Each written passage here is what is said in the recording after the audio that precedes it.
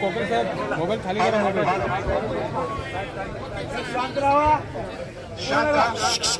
आलेल्या सर्व मान्यवरांच्या वतीनं इंदापूरमध्ये कार्यक्रम साहेबांचं मनपूर्वक असं सहर्ष स्वागत करतो. आणि गोविंदबाग येते. गोविंदबाग येते. पवार साहेब पक्षाचे काही इच्छुक उमेदवार पक्षाकडे त्यांनी अर्ज केला होता. त्यांना विनंती करतो, ज्यांचं मी नाव घेईल त्यांनी समोर बसून आपल्याला नमस्कार करतो. प्रथमतः आपल्या पक्षाकडे अर्ज आलेला आहे. आप्पासाहेबजी जगदाळे. मोबाईल खाली करा. दुसरे इच्छुक उमेदवार प्रवीण भैया माने साहेब. आपल्या पक्षाचे अध्यक्ष ॲडव्होकेट पाटील. दुसरे ज्येष्ठ नेते श्री अशोक भाऊ घोगरे, तसेच माजी जिल्हा परिषद सदस्य सन्माननीय अमोल शेठ बेसे, तसेच मी स्वतः सागर दशरथ मिसाळ मी इच्छुक आहे आपल्या पक्षाकडे.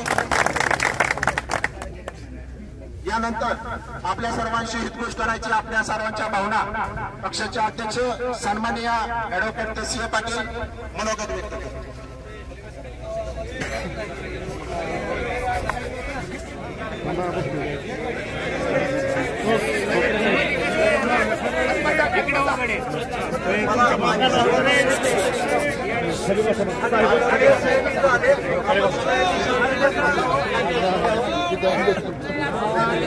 फोटो करायची काय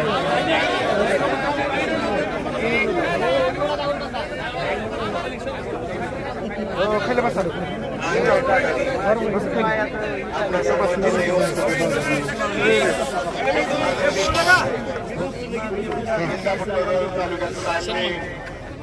सर्व कार्यकर्ते साहेबांना काही इंदापूर तालुक्याची परिस्थिती सांगायची गरज नाही.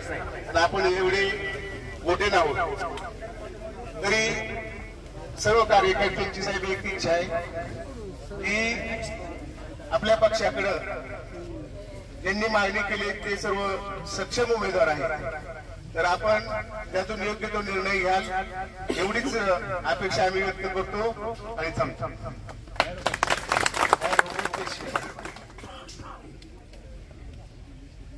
आदरणीय साहेब,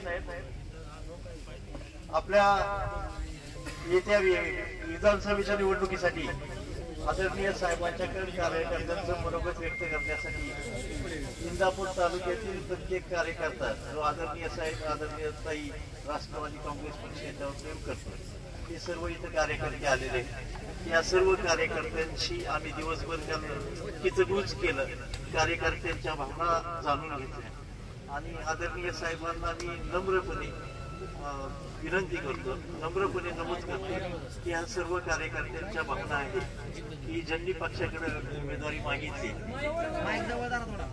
पक्षाकडे उमेदवारी मागितली त्यांचा उमेदवारी देताना विचार करावा. ते सक्षम उमेदवार आहेत.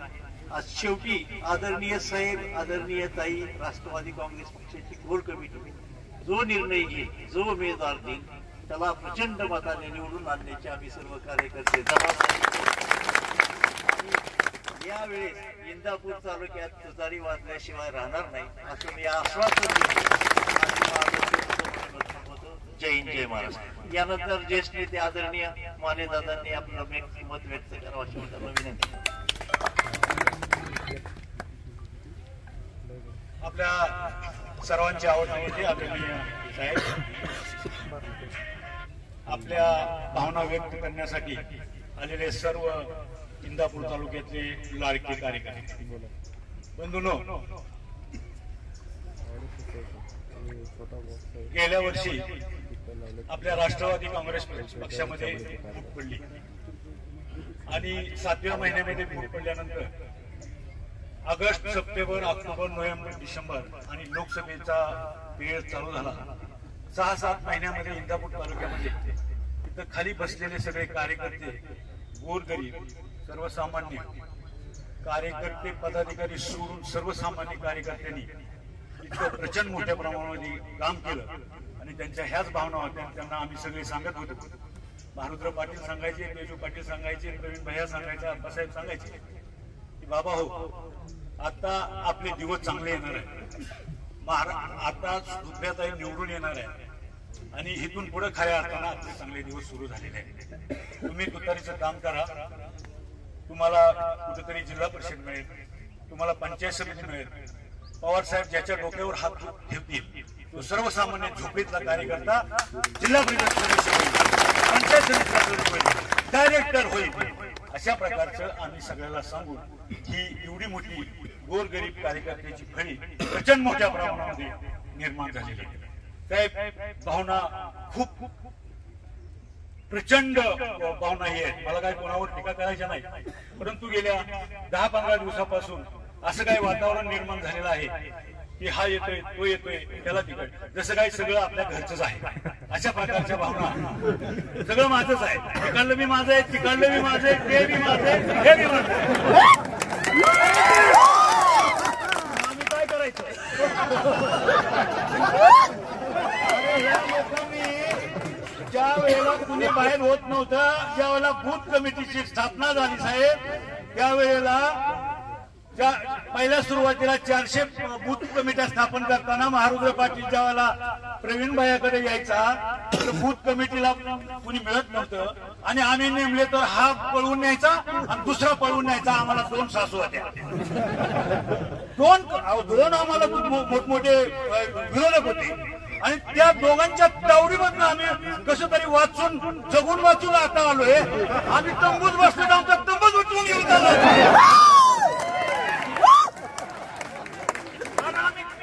आम्हाला बसून गेलो.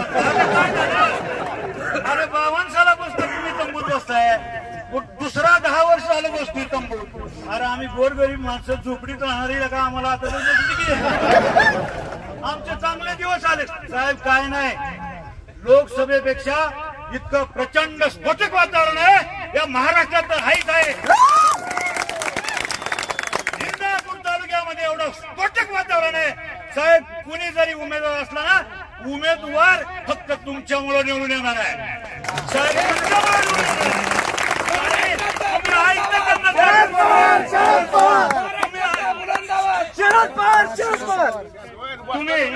तुम्ही आईचं ताट वाढलेलं, आता आम्ही खायला बसलोय आणि तुम्ही म्हणताय काय थांब जरा. आता तुम्ही अरे किती दिवस थांबायचं? आम्ही थांबायचं किती? ही सगळी सर्वसामान्यांच्या भावनाच आहे, माझ्या नाही भावना. आमच्याकडे गेली महिनाभर झालं लोक सांगत होते, मी म्हणायचो नाही हो असं होत नसतं साहेब, येत नसते काय हे नाही. परंतु आता या 1-2 दिवसापासून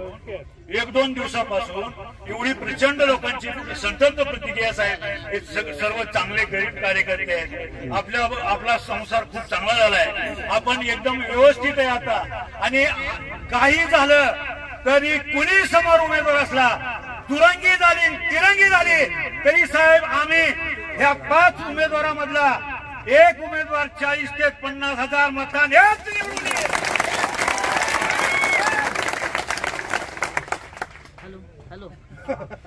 आणि म्हणून या ठिकाणी आमची आग्रहाची विनंती, आपण असं काही निर्णय चुकीचा घेऊ नका अशी आमची आग्रहाची आपल्याला विनंती आहे. धन्यवाद.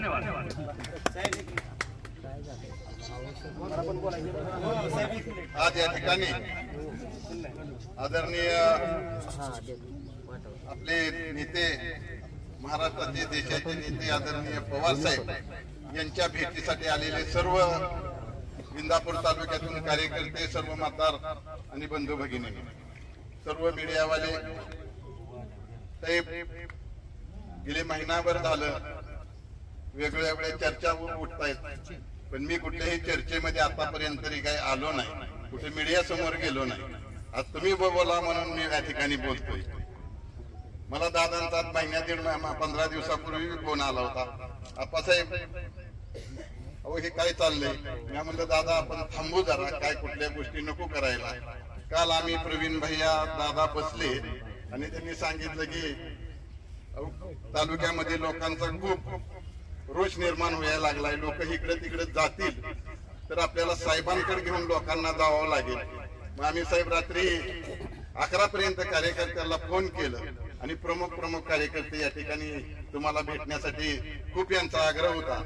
आम्हाला दररोज रागवायचे आमच्यावर, पण आमचं धाडस तुमच्यापर्यंत याचं होत नव्हतं साहेब.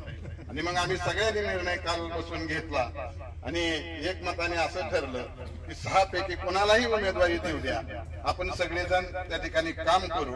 मी साहेब 100% दादा म्हणल्याप्रमाणे 40-50 हजार मतांनी तिरंगी म्हणायचं दुरंगी हो साहेब. आम्ही या ठिकाणी सगळी जिद्दीला पेटलेलो आहे.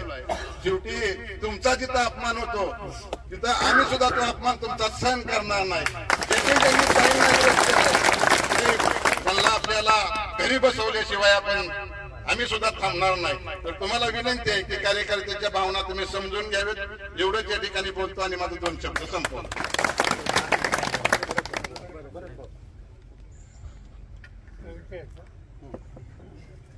आज या ठिकाणी आपले सर्वांचे नेते आदरणीय पवारसाहेब या ठिकाणी बसलेले सर्व तालुक्यातील कार्यकर्ते बंधू आणि भगिनी, मी आज एवढ्यासाठीच उभा राहिलो की जवळजवळ 82 सालापासून साहेब कॉलेज जीवनापासून मी आपलं काम करतोय. ते काम करत असताना या तालुक्याच्या जडगडगंडीमध्ये माझ्यासारख्या कार्यकर्त्याचा जोरदार वाटा. मानेदादा असतील, आप्पासाहेब असतील, ते आणायला हर्षवर्धन पाडण्यासाठी आम्ही जेव्हाचं दान करून आम्ही भरणेंना निवडून आणलो. परंतु भरणेंना निवडून आल्याबरोबर साहेब तुमचे कार्यकर्ते म्हणून यांनी आम्हाला लगेच बगलेला फेकून दिलं. आम्ही त्यातनं बाहेर पडलो. फक्त माझ्या आयुष्यामध्ये एकदाच फक्त भरणेला आम्ही मतदान केलं. आम्ही आमच्यासारखे हजारो कार्यकर्ते साहेब आज या ठिकाणी आलेले नाही. परंतु मला एवढंच सांगायचं की आम्ही एवढं काम करत असताना आम्ही त्या लायकीचं नाही असं समजायची काही कुणीच कारण नाही. परंतु आम्हाला कमी लेखू नका. जसं 6 जण जे फॉर्म भरले त्याचा पण विचार झाला पाहिजे. पण ते करत असताना आम्हाला एकच म्हणायचं की आम्हाला आयुष्यभर विरोधात ठेवू नका. तुम्हाला देशाचं तुम्ही सगळं बघताय, राज्याचं बघताय, ते बघत असताना तुम्हाला सगळा अनुभव आहे साहेब, तुम्हाला अभ्यास आहे. सर्व जो उमेदवार निवडून येईल त्या पद्धतीनं तुम्ही या ठिकाणी देणारच आहे हे आम्हालाही माहित आहे. आम्ही जरी एवढे 28 जण आलो तरी मला एवढीच विनंती आहे की या तालुक्याचा सर्व तुम्ही त्याग करून जो उमेदवार निवडून येईल अशाच उमेदवाराला या ठिकाणी तिकीट दिलं पाहिजे. द्याल अशीच या ठिकाणी अपेक्षा करतो. आणि आपण जो काही निर्णय घेणार आहे तो निर्णय आम्ही आयुष्यभर मानणारच आहोत. कारण ही सत्ताच बदलली नसते. सुरुवातीला ज्यावेळेस एका राष्ट्रवादीच्या 2 राष्ट्रवादी झाल्या साहेब, इतकं भोगलं आम्ही की सुरुवातीला पहिला कार्यक्रम अशोक बोबरेंनी तालुक्यात घेतला का नाही मला सांग. कुणाची ताकद आहे. म्हणून मला एवढंच म्हणायचं की आपण जो काही निर्णय घेतात त्या निर्णयाला आम्ही सर्वजण एकमत राहू, त्याला आम्ही निवडून आणू एवढंच या ठिकाणी सांगतो. आणि माझे 2 शब्द संपवतो. जय जय महाराज.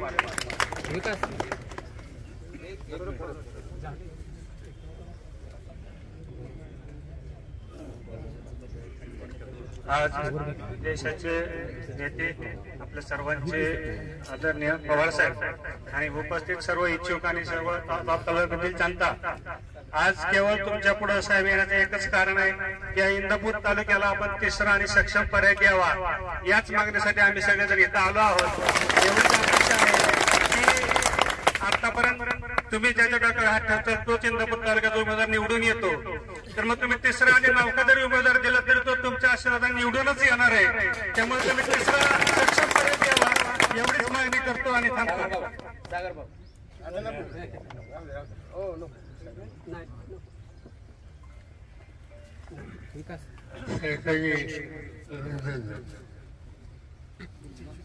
विधानसभेच्या निवडणुका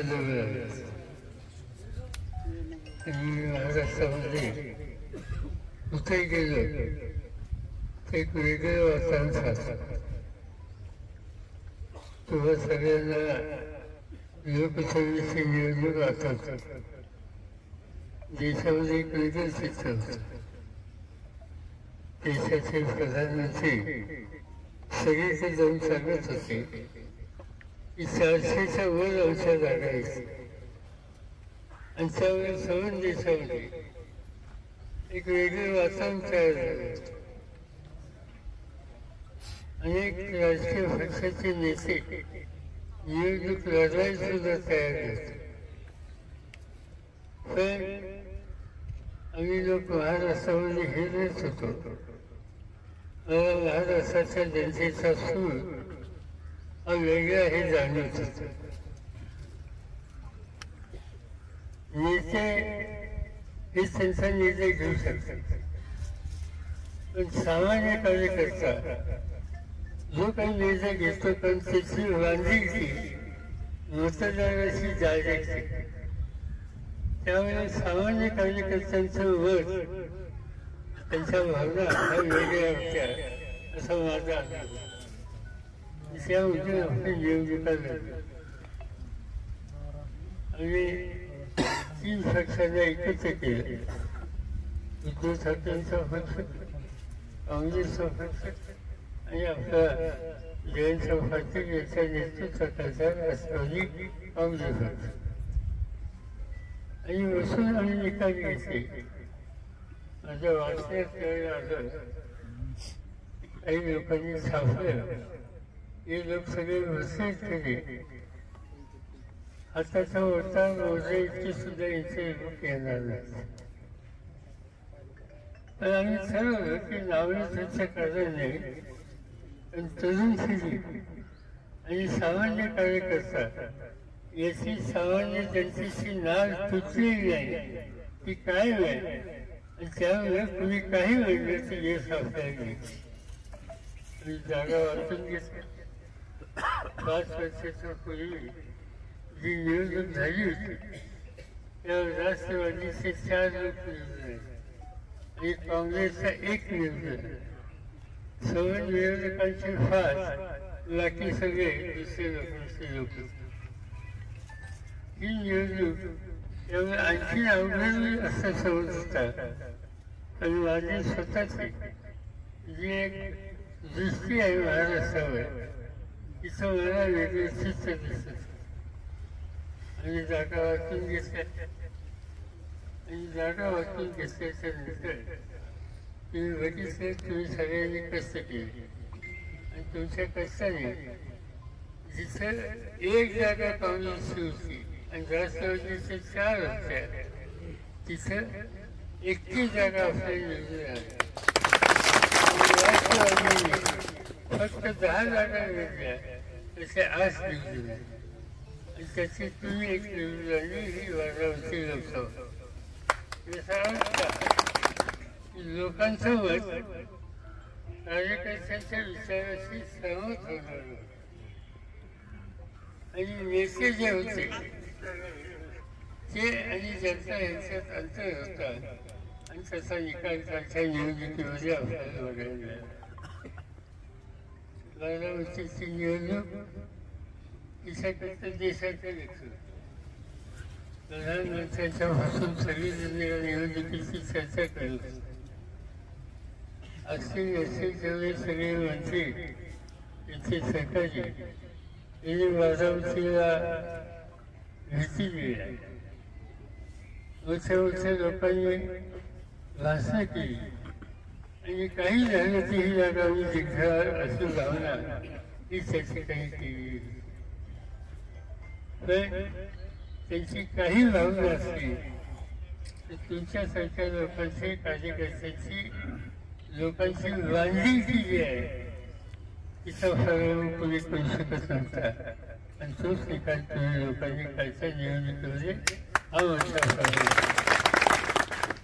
इंदापूरची चर्चा काय, बारामतीची चर्चा काय, या सगळ्या ठिकाणच्या चर्चा सोडून देशात होत्या. पण तुम्ही ठरवलं की तुम्ही चर्चा करत राहा, आम्ही आमचं काम करतो. न बोलता करतो त्याचे काम तुम्ही लोकांनी केलं. आणि मोठ्या मताने मला आठवत नाही 26,000 इंदापूर आणि 1,58,000 मतांनी तुम्ही आपली जागा निवडून आणली. आता निवडणुका दुसऱ्या मतांमध्ये काही लोक सांगतात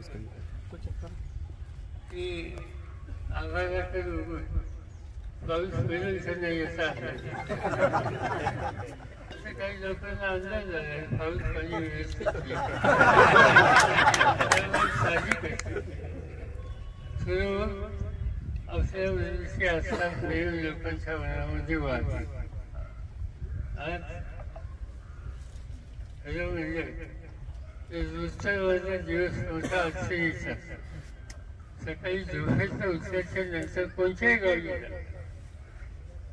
कारण नगरला असतो जामखेडला असतो कर्जतला असतो त्याच्या आदल्या दिवशी नाशिकला होतो त्याच्या आदल्या दिवशी कराडला सातारला होतो त्याच्या आदल्या दिवशी चिपळूणला रत्नागिरीला जातो कुठेही गेलो की सकाळी हजारोच्या संख्येने कार्यकर्ते धावतात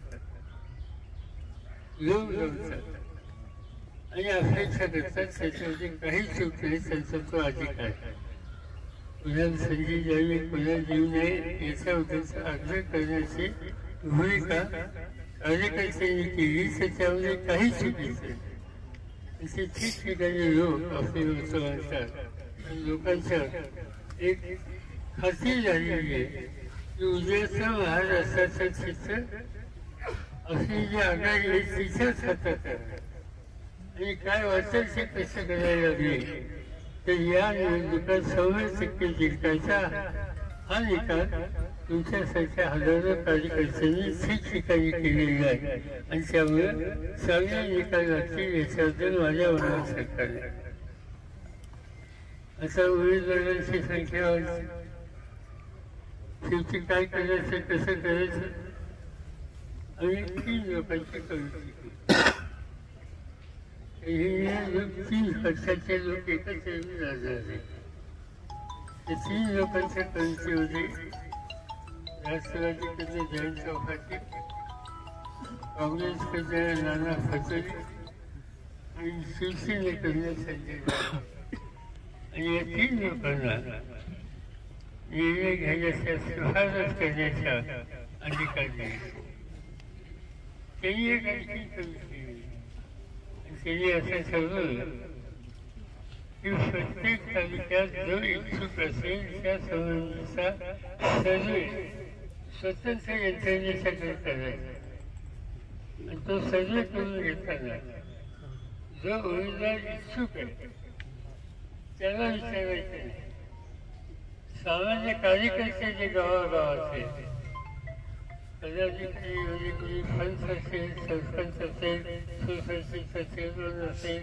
दूध संस्थेचा पदाधिकारी असेल अशा लोकांचं मत ते घेऊन त्यांचा सर्वे लोकांची भावना काय या संबंधीचा या कमिटीचा पुढे आणि नंतर कमिटी त्या उमेदवाराच्या मदतीची शिफारस करते आणि त्याचा निर्णय हा घ्यायचा प्रयत्न असा आहे की हे सगळं काम येत्या 8 ते 10 दिवसात संपलं पाहिजे त्यानंतर निवडणुका जाहीर होते तुम्ही वाचलं असेल की गेले 2 दिवस निवडणूक आयोगाची टीम महाराष्ट्रात असतात आणि साधारणतः त्यांनी राजकीय पक्षाच्या चर्चा केल्या आणि त्यातनं उद्या तारखा ते ठरवणारे तो त्यांचा अधिकार आहे तो माझा स्वतःचा अंदाज आहे की साधारणतः 6 ते 10च्या दरम्यान ते तारखा जाहीर करते आणि त्या दिवशी ज्या दिवशी जाहीर करते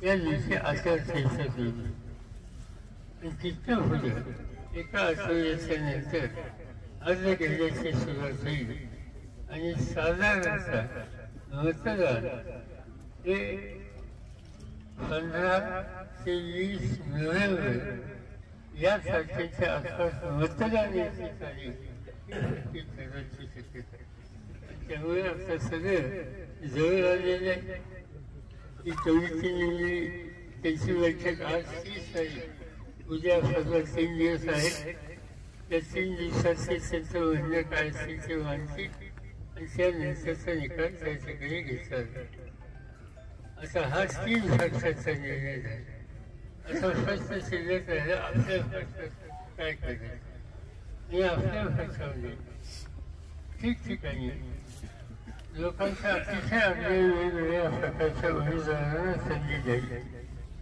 त्यासाठी असा एक वर्ग. दुसरा एक वर्ग असा आहे की त्यांनी पक्षासाठी काम केलं पण नंतर दबाव आला आणि त्याच्या विरोधाला इकडे तिकडे काही वेगवेगळी झाली आणि काही लोकांनी सरळ विरोध केला आणि तेही चुकीचं आपल्याकडे वाटतंय. आणि त्यामुळे सगळ्या प्रकारचे इच्छुक पक्षाकडे आहेत. या तिन्ही प्रकारच्या इच्छुकांच्या संबंधीचं म्हणणं त्या करूची फुलं मानलं जाईल आणि त्या संबंधीचा निकाल ते घेतील. ही आपली घराची पक्षाची भूमिका त्याच्यामध्ये घालणार. आपल्या जिल्ह्यामध्ये यावेळेला उमेदवारांची संख्या फार आहे. हा एकदम संख्या वाढली त्याच्या खोल्यात जायची गरज नाही तुम्हाला माहिती. आणि त्यामुळे असं संख्या वाढली नाही त्याचा फायदा दोन झाला. एक लोकांच्या चर्चा सुरू झाली आणि कार्यकर्त्यांच्यात अस्वस्थता सुरू झाली. लोकांच्या चर्चा काय तुमच्या माझ्यापेक्षा या देशाच्या लोकशाहीला सामान्य मतदार हा अधिक चांगला. माझ्यापेक्षा चांगला तुमच्यापेक्षा चांगला त्याला कळतं. बोलणं सर्व आहे त्याला कळतं. असा महाराष्ट्रात चर्चा ही आहे लोकांच्या मध्ये. काल काही हिंसं होतं आज इकडे काय काही लफड्या आवाजामध्ये लोकांच्या चर्चा आहे आणि ती चर्चा इंदापुरात सुद्धा आहे असं मला दिसतं. त्यामुळे ही दफक्या आवाजची चर्चा कार्यकर्त्यांना अस्वस्थ करणारी चर्चा जी आहे त्याची नोंद नेते लोकांना घ्यावी लागेल आणि त्यातून निर्णय घ्यावा लागेल. मी तुम्हाला एवढंच सांगतो की जो काही निर्णय घेतला जाईल तो विचार संघटनेचे जिल्ह्याचे तालुक्याचे अध्यक्ष त्याच्यानंतरचे बाकीचे पदाधिकारी त्यांना विश्वासात घेऊन त्याचा निर्णय निवडून येण्याची क्षमता याचा शोध केली जाणार नाही. माझं स्वतःच जे असेल निवडून येण्याच्या क्षमतेची शंकेची स्थिती इंदापूर तालुक्यात होईच नाही असं मला स्वतः. इंदापूरची जनता थोड्या लोकांचं आहे. कार्यकर्त्यांचा तर सन्मानशील आणि इंदापूरला तुमच्या प्रतिनिधी तुमचं काम करण्याच्यासाठी महाराष्ट्राच्या विधानसभेमध्ये आहे हे सिद्ध या ठिकाणी घडेल हे शब्द माझ्या मनात शंका नाही. आणखी एक गोष्ट तुम्हाला सांगतो मी लक्षात घेतलं पाहिजे.